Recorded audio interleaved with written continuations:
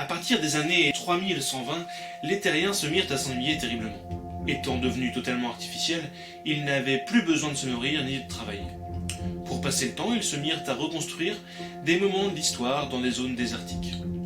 La construction des pyramides égyptiennes, à l'ancienne, le plaisir du fouet. Le Moyen-Âge sur l'île de Manhattan, avec château fort et déjection et tout, hein. Ou encore la pandémie de 2020 à 2067 sur l'île d'Ibiza. Alors eux, ils souffrent. Rester confiné 47 ans, alors que tu vis littéralement sur une discothèque géante, fourrée au bar-resto, c'est rude. Et les gens passent. En 80 ans, vous savez, ils ont eu le temps d'en reconstruire des vieux machins. Mais celui qui nous intéresse, ici et maintenant, en l'an 3200, c'est le Far West. Alors bon, ils l'ont fourré au fin fond de la Bretagne profonde, histoire de profiter du climat sec et chaud.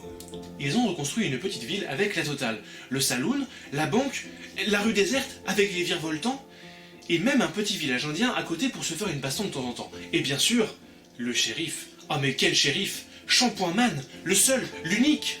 Bon alors soyons francs, depuis qu'il a mangé du chou-fleur, c'est plus vraiment le même. La mousse qui lui sort des yeux n'est plus super acide. Alors il combat toujours le crime, hein. Il arrive même plutôt bien à se défendre face à l'abominable, en deux mots, Dr Cloporte. Alors lui c'est pas vraiment un méchant, son petit nom c'est John.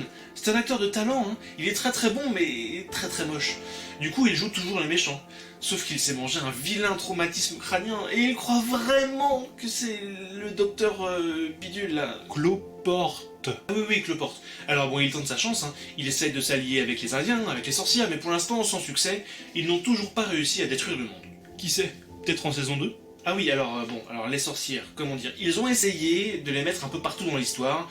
Alors ils ont essayé avec les Incas, chez les singes, qui ont dominé le monde de 2843 à 2977. Même chez les Russes, quand ils faisaient de l'humanitaire autour de la mer Adriatique, mais la mayonnaise a jamais prise, du coup, ils les ont foutus au Far West. Alors, il n'y en a pas beaucoup, il n'y en a que deux.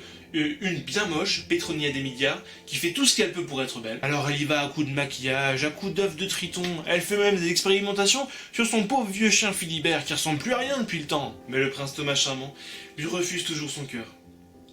Oui, il a bien une sœur, Abby charmante. Vas-y, elle est charmante, mademoiselle. Mais là n'est pas la question.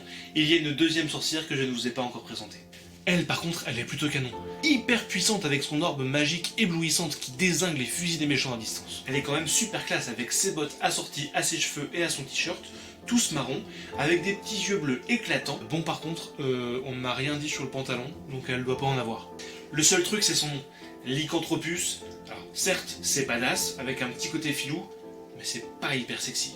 Pourtant, Lance Fatale adore l'appeler Lycanthropinette quand il lui court après dans les champs, cheveux au vent. Par contre, il est hyper maladroit, il se prend les pieds dans le sol tout le temps. Mais il reste beau gosse dans toutes les circonstances, ce salaud. Pardon. Bon, je crois que c'est bon avec les trucs qui n'ont rien à voir avec le Far West, mais qu'ils ont rajouté quand même. Si, il y a un autre sorcier, Erimivald. Grande bouche, grande cape, on aurait cru Dracula au premier abord. Ben oui mais non, en fait, parce qu'il est blond, donc ça colle pas. Par contre, il apprend à Tato, le héros du village, à se servir de la magie de l'eau et du feu. Mais celui-ci l'écoute uniquement parce que leur patronne commune, Madame Machin de son petit nom Josiane, leur a ordonné. Alors elle, de toute façon, à part boire sa limonade et son thé avec ses copines, elle n'en touche pas une. Elle est pleine aux as vu qu'elle a hérité de la banque de son mari depuis qu'il est décédé, enfin qu'il est disparu mais qu'on croit qu'il est décédé. Du coup, elle dirige plus ou moins tout le village et tout le monde lui obéit. Tato, que l'on surnomme le zèbre à cause de ses chemises rayées, est devenu un héros en sauvant Nook, un chien aussi gros qu'un cheval, et qui appartient à la seule artiste de cette bande de bras cassés, Plume. Ah, Plume. Elle est belle, elle danse bien, elle ne dit rien. Bah oui, forcément, elle est muette. La femme parfaite. Bah oui, c'est machiste et misogyne. Allô, on est au Far West. Mais par contre, elle refuse de jouer le jeu. Elle danse bien en saloon, oui, mais sur des airs d'opéra. Ça gâche. Mais bon, qu'importe, Tato, pour lui signifier son amour, lui offrit Hortense, une licorne magique qui adore le hard rock et qui se sert de sa queue arc-en-ciel comme d'une guitare pendant ses concerts. Sauf que Plume, elle est muette, pas sourde, et son style en fait, c'est plutôt la guimbarde.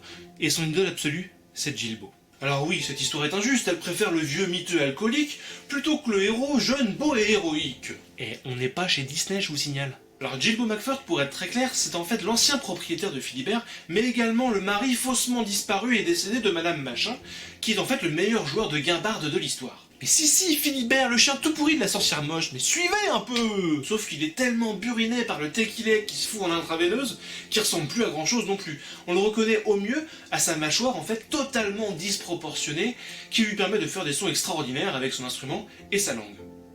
Ne rentrons pas dans les détails. Mais avec tout ça, personne ne se rend compte de la disparition de Magnus, un vieux loup moisi aux yeux verrons, de couleur, qui a accidentellement marché sur un cactus qui pique pas. Bah oui, lui il préfère ceux qui piquent, ça l'occupe pendant quelques jours, le temps d'enlever tous les épines, les pointus là, les trucs qui piquent quoi.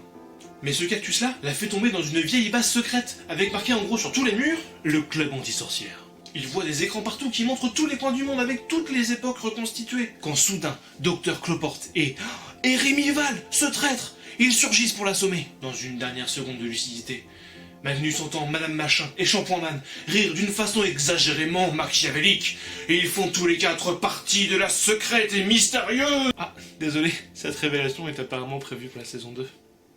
Dans un dernier plan, s'élargissant sur le village au crépuscule, on voit Tato, chemise rayée et chapeau noir, alors pas d'infos non plus sur le pantalon, marcher seul avec détermination. Sur le toit du saloon, Hortense lance un accord puissant avec sa queue pour démarrer le générique de fin.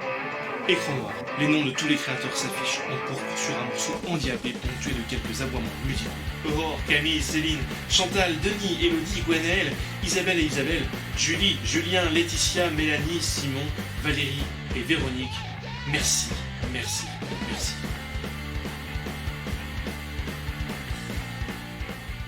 Voilà un mois pour une histoire, défi relevé. Si vous avez aimé et que vous validez ce défi, vous mettez un petit like ou un petit cœur juste là, et puis sinon vous mettez un petit triste ou un petit pas content.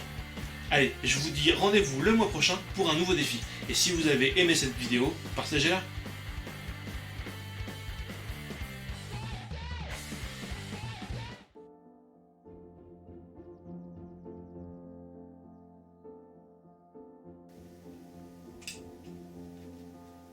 C'est maintenant que la véritable histoire commence.